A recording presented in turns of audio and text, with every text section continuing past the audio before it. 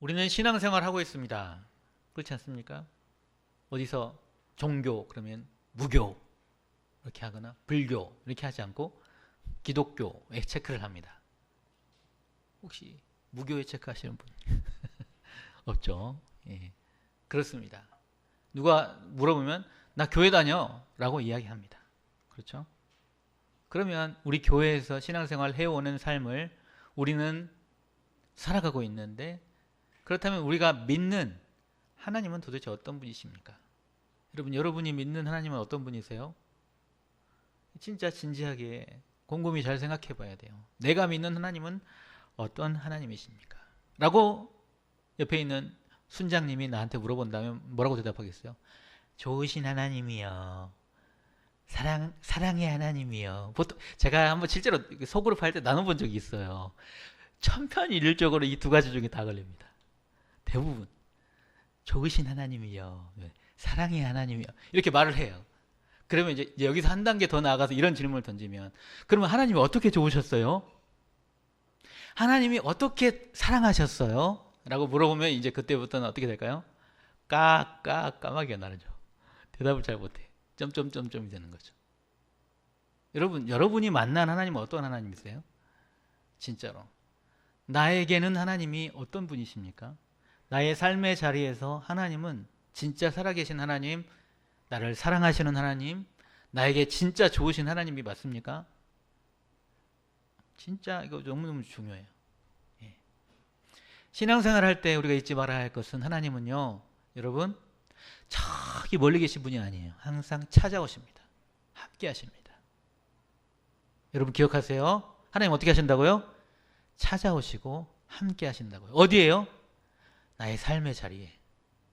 나의 삶의 자리. 여러분 삶의 자리 어디입니까? 내 가정, 내 학교, 직장, 교회. 내가 살아가는 그 삶의 자리에 내가 그 하나님을 인지하지 못해도 하나님은 찾아오시고 함께 하신다는 거예요. 우리 18장 1절 2절 말씀 함께 읽어보도록 하겠습니다. 시작. 여호와께서 마므레 상수리 나무들이 있는 곳에서 아브라함에게 나타나시니라. 날이 뜨거울 때에 그가 장막문에 앉아 있다가 눈을 들어본즉 사람 셋이 맞은편에 서 있는지라. 그가 그들을 보자 곧 장막문에서 달려나가 영접하여 몸을 땅에 굽혀. 아멘. 지금 하나님께서, 여러분 지난주 말씀 기억하십니까? 지난주 말씀, 하나님은 전능한 하나님이라고 오랜만에 13년 만에 나타나셔가지고, 사실 나타나신 게 아니에요. 늘 함께 하셨는데 다만 그 하나님의 말씀을 아브라함이 못 들은 거죠. 그게 그런 시간들을 보내고 나서 그 해에, 그 시간에 하나님이 아브라함이 현재 머무는 삶의 자리, 즉 마므레라는 지역에 상수리 나무들이 있는 곳에서 텐트를 치고, 그다음 유목민이었으니까 떠돌아다니는 사람들이었으니까 텐트를 치고 있는 집에 찾아오셨다는 거예요. 아브라함의 집에 찾아오셨다라는 것입니다. 여러분, 그렇다면 아브라함의 집에 찾아오셨던 하나님이 누구 집에도 찾아오실까요? 우리 집에 하나님이 찾아오셔요. 여러분 집에서 뭐 하고 계십니까? 뭐 하면서 저녁에 시간 보내세요? 넷플릭스 보는데요, 게임하는데요. 하나님이 찾아오십니다. 함께 하시죠. 하나님이 찾아오셨을 때 아브라함이 어디에 있었어요? 그 텐트 문 앞에 있었어요. 텐트 문 앞에. 날이 뜨거운 그 날에 텐트 문 앞에 있었는데 눈앞에 누가 있었어요? 사람은 셋이 있었답니다. 3명의 사람들을 발견해요. 그러니까 이 날도 더운데 저 세 사람이 저기 있으니까 아브라함이 어떻게 했어요? 어서 오세요 달려나가서 영접하고, 뭐라고 말합니까? 3절 4절 함께 읽어보겠습니다. 3절 4절 시작. 이르되 내 주여 내가 주께 은혜를 입었사오면 원하건대 종을 떠나 지나가지 마시옵고 물을 조금 가져오게 하사 당신들의 발을 씻으시고 나무 아래에서 쉬소서. 너무 뜨거운 날이었기 때문에 지나가는 나그네 셋을 대접합니다. 환대하고 있죠. 그렇죠? 이웃을 환대하는 것. 여러분, 우리는 우리의 이웃을 환대하는가를 생각해 보면서 이 말씀을 더욱 살펴보면 좋겠는데요. 6절 말씀에 보니까 거기에는 없을 거예요. 6절 말씀에 보니까 그 사람들에게 음식을 대접합니다. 떡. 성경에 떡이라고 나오면 그냥 우리가 아는 찹쌀떡 그런 떡 아니에요. 빵입니다. 빵. 빵이라고 생각하시면 돼요. 그들의 양식, 밥을 줬다는 거예요. 식사를 대접했는데 8절 말씀에 보니까 뭐 또 줬습니까? 8절 아브라함이 뭘 줬어요? 엉긴 젖. 엉긴 젖이 뭘까요? 치즈. 그렇죠. 치즈. 좋아요. 빵에 치즈 발라야죠. 그렇죠? 치즈. 엉긴 젖과 우유. 그리고 요리한 송아지. 소고기죠. 비프. 소고기.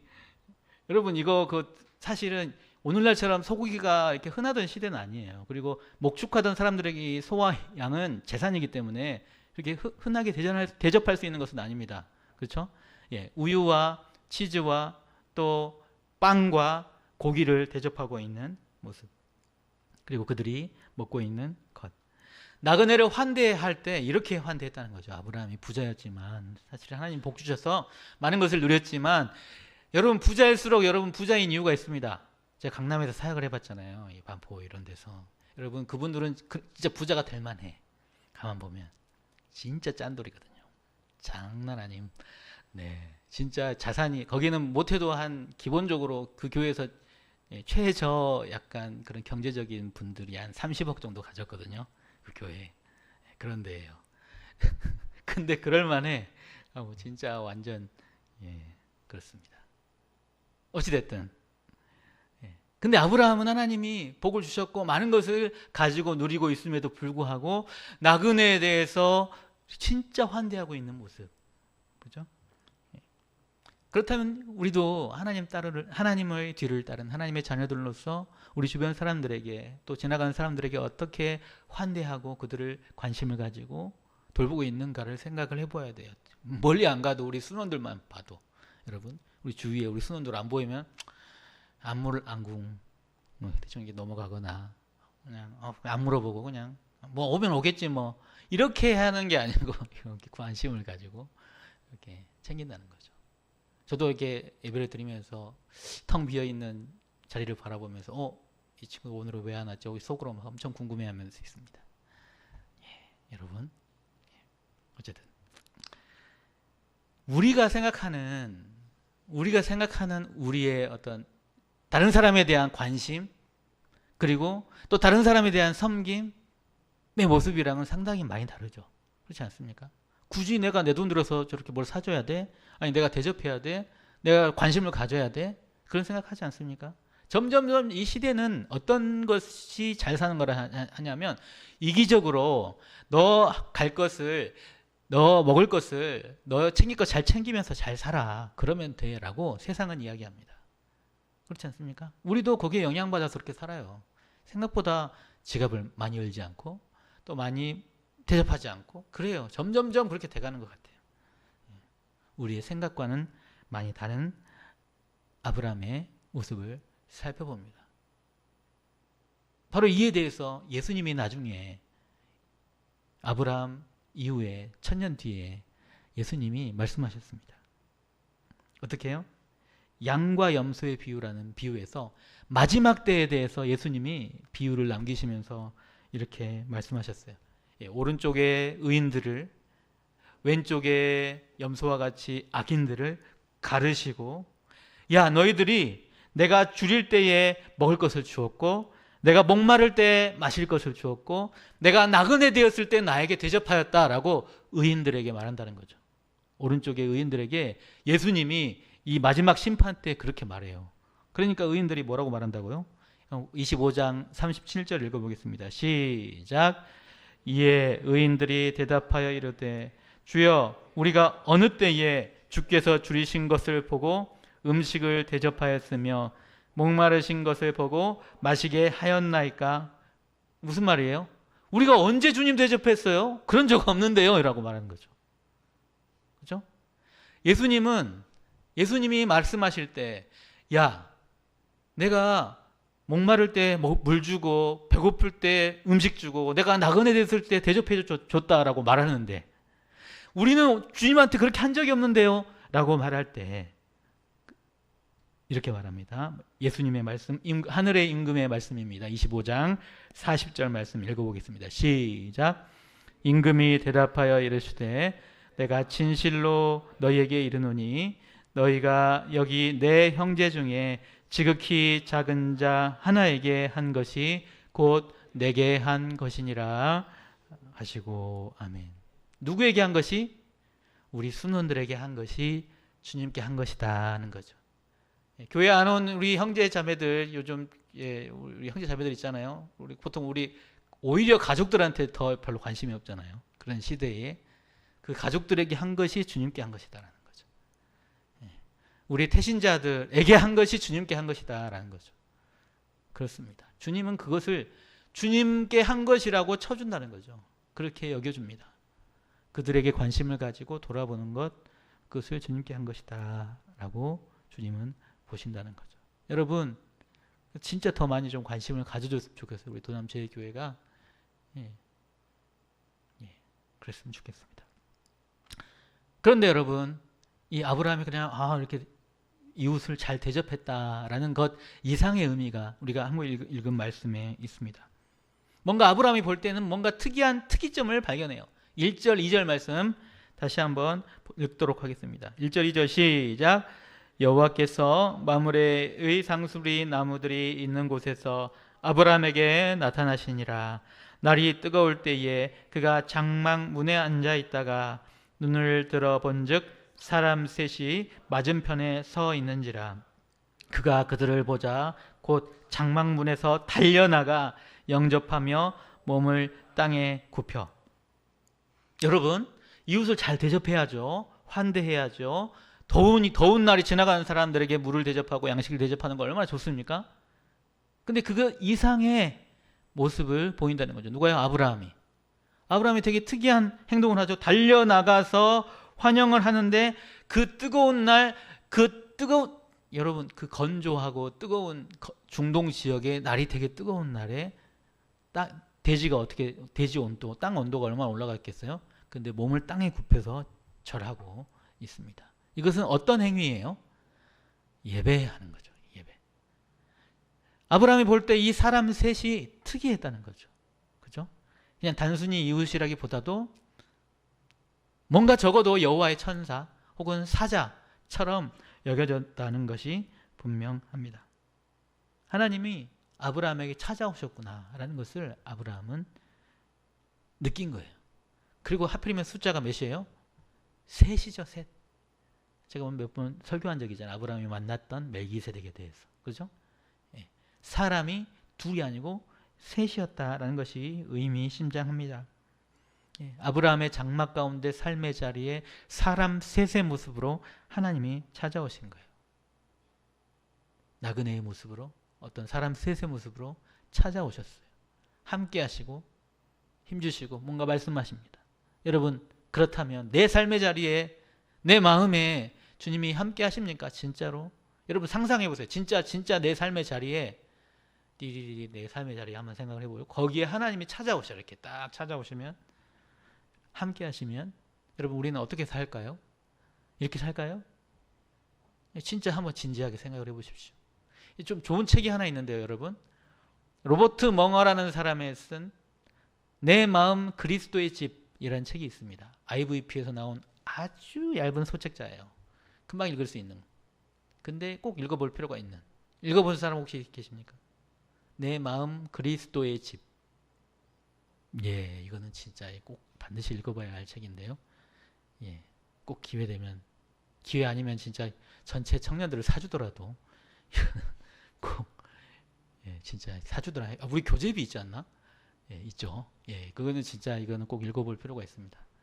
제 기억, 저의 경험상, 저의 청년 시절에, 청소년 시절의 경험에 따르면 성경만큼 저에게 영향을 많이 줬던 것이 내 마음 그리스도의 집이라는 책입니다.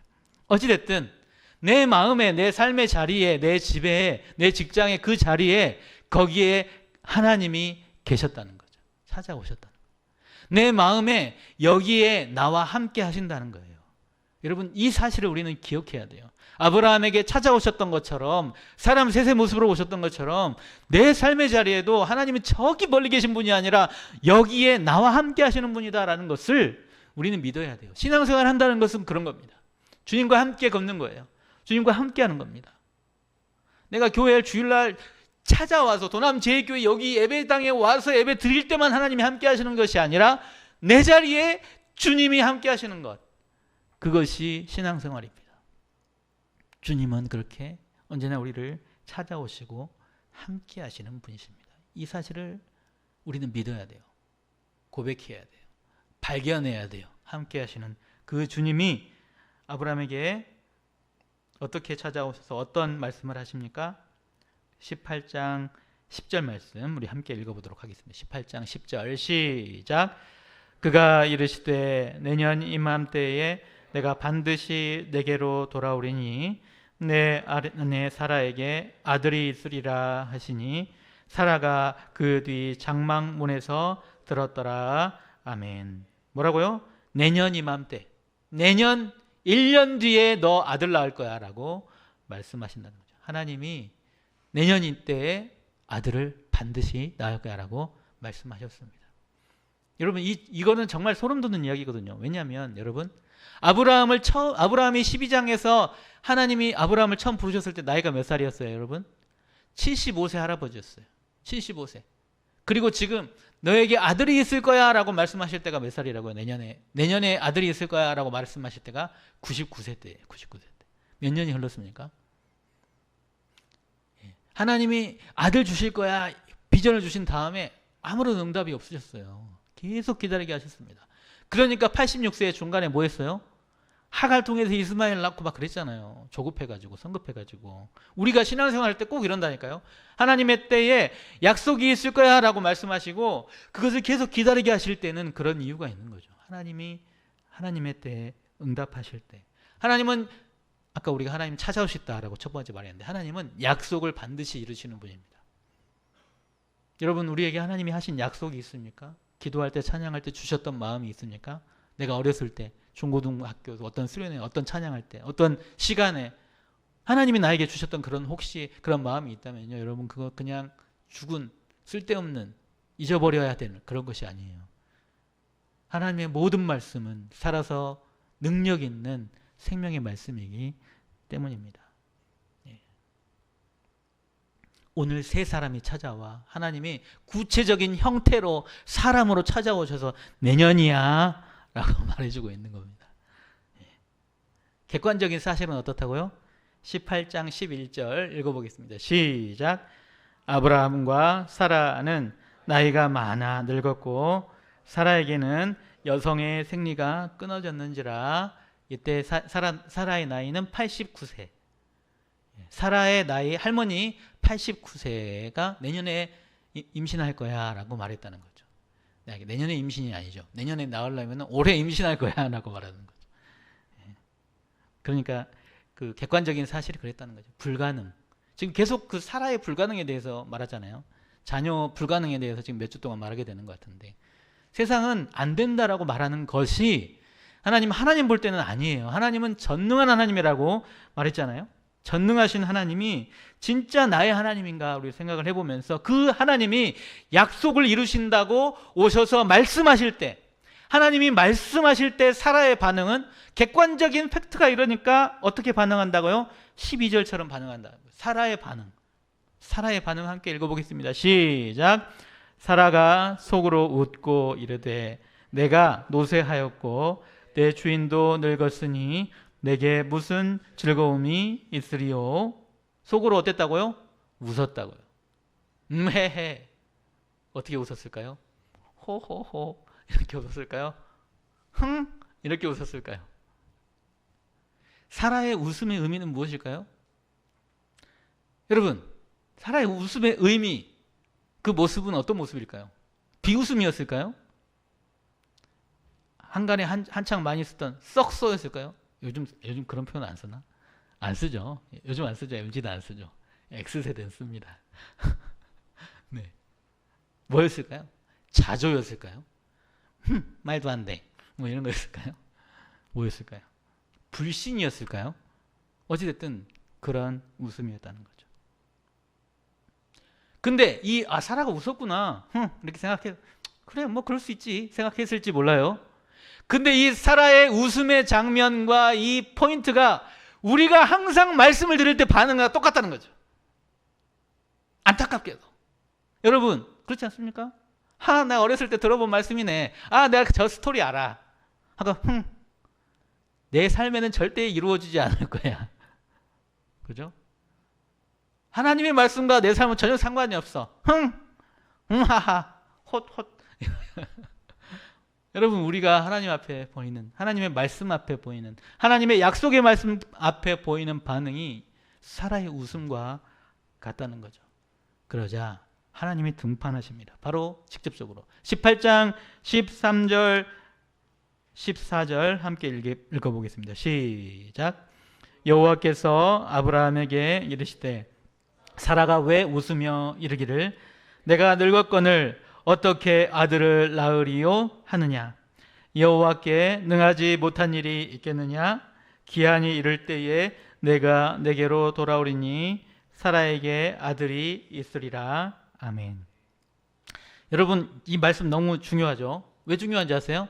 사라가 겉으로 웃지 않았기 때문이에요. 아까 말씀 자세히 보세요. 12절에 속으로 웃어서 티 안 나게.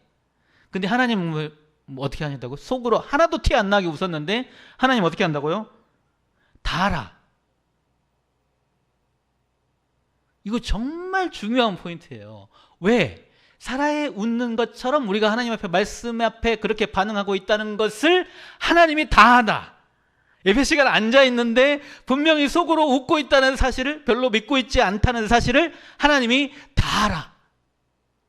여러분 다 압니다. 우리가 하나님의 말씀 앞에 예배하고 앉아 있다고 설교 시간에 앉아 있지만 설교 시간에 그렇게 반응하고 있지 않다는 것을 다 알고 계신다는 거죠. 무서운가요? 예. 여러분 아들이 있을 것이다 라고 하나님이 아브라함에게 말씀하신 이후에 이 75세에 부르시고 99세 100세에 이르기까지 아직 아들이 없는데 당연히 지금 99세 남편이 99세고 아내가 89세인데 임신할 수 없어. 이게 당연히 세상에 이성적으로 그게 맞아 라고 말할 때 사실 사라처럼 웃는 게 당연하다니까요. 우리가 믿지 못하는 것이 세상적으로 볼 때는 당연한데 하나님 볼 때는 그렇게 당연하게 반응하는, 불신으로 반응하는, 내 이성적으로 하나님의 말씀을 판단하는 것을 하나님이 다 아신다는 거죠. 그러면서 다시 말씀하시는 거죠. 14절에 여호와께 능하지 못한 일이 있겠느냐? 내년에 기한이 이를 때에 그때 반드시 사라에게 아들이 있을 거야 라고 다시 말씀하십니다. 그리고 아들이 있게 되죠. 여러분 너무 중요합니다. 하나님의 말씀이 이루어지는 것, 이것이 진짜 하나님의 뜻대로 되는 것이다 라고 말할 때는 반드시 여러분 이렇게 하나님이 역사하십니다. 어떻게 해요? 말씀으로 검증이 되게 역사하셔요.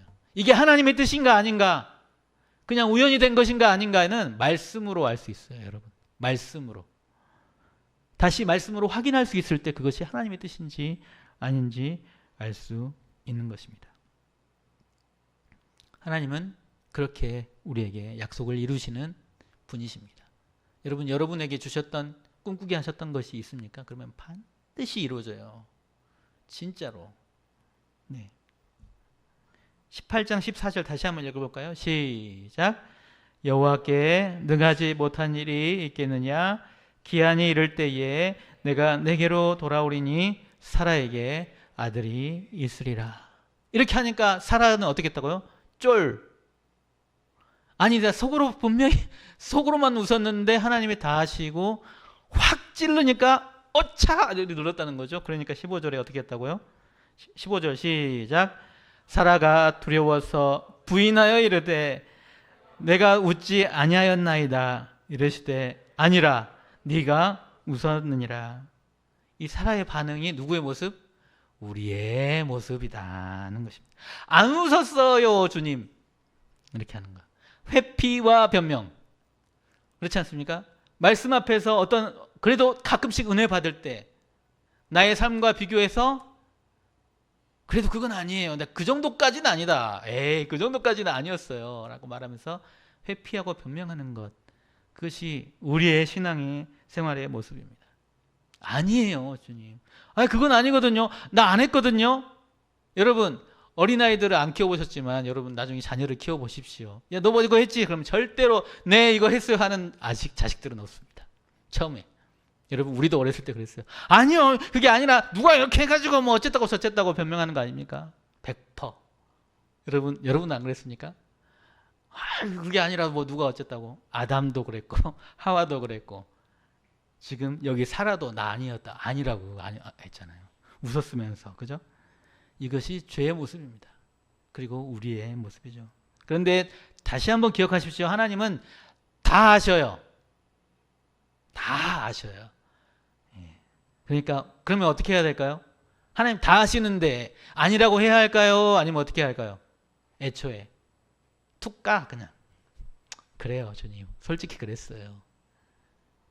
그게 옳은 반응이죠. 하나님 앞에 솔직하십시오. 차라리 우리 부족한 거, 연약하고 늘 넘어지는 거 하나님 너무너무 잘하시거든. 그러니까 하나님 그랬어요. 미안해요. 그렇게 하나님 앞에 반응할 수 있는 우리가 됐으면 좋겠습니다. 하나님은 우리 중심을 보세요. 우리 마음이 어떤지, 말씀 앞에서 어떻게 반응하고 있는지 하나님은 다 아십니다. 하나님이 찾아오시고 하나님이 함께 하시고 하나님이 약속 주시고 기적을 베푸셔도 하나님 앞에 우리는 아니라고 말하고 그것이 무엇인지 모를 때가 많습니다. 기적을 베풀 때도 기적이 아닌 것처럼 받아들이는. 여러분, 사실 지금 이 자리에 졸면서 앉아 있어도 여러분 이 자리에 우리가 이렇게 있다는 것 자체가 기적이거든요. 예배 자리에 왜 우리가 지금 앉아 있는 거예요? 왜 우리가 지금 이곳에서 예배 드리고 있는 겁니까? 이게 너무너무 중요하거든요.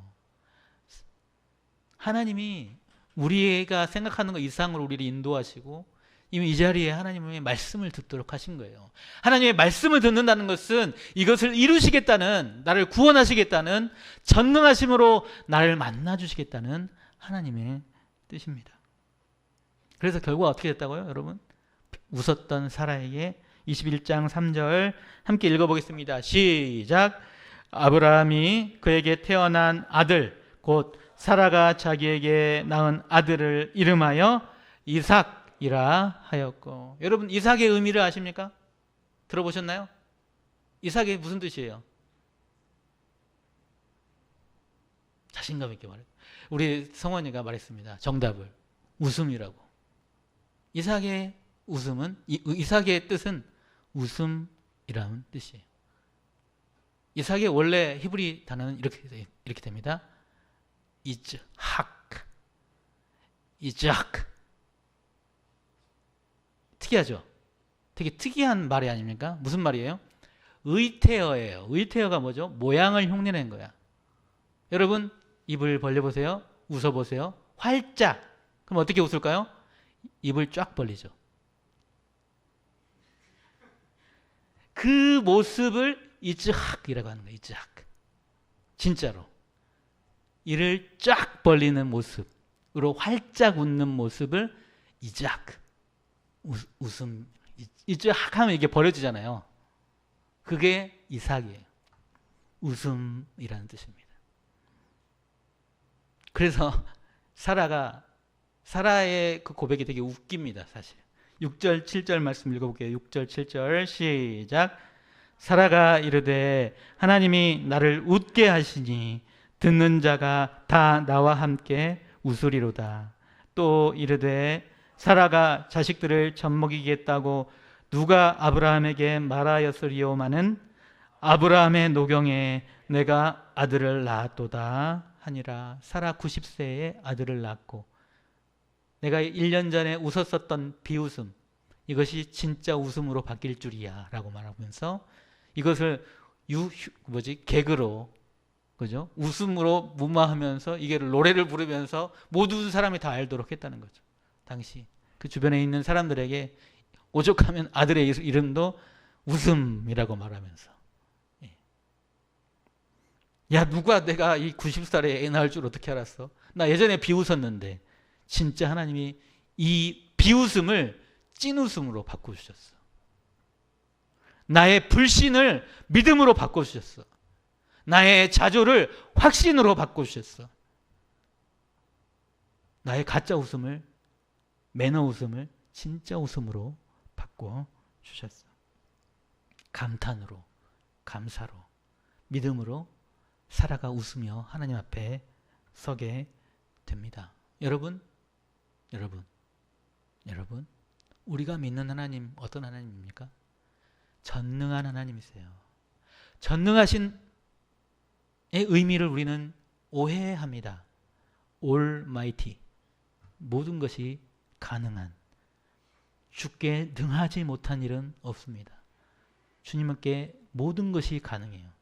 이 모든 것을 오해하지 마십시오. 내가 생각하는 한도 내에서 최대한 모든 것이 아니고 그 너머의 하나님의 크기로 여러분에게 찾아오시고 역사하시고 구원하시고 붙드시고 여러분을 영원한 생명으로 인도하고 계셔요.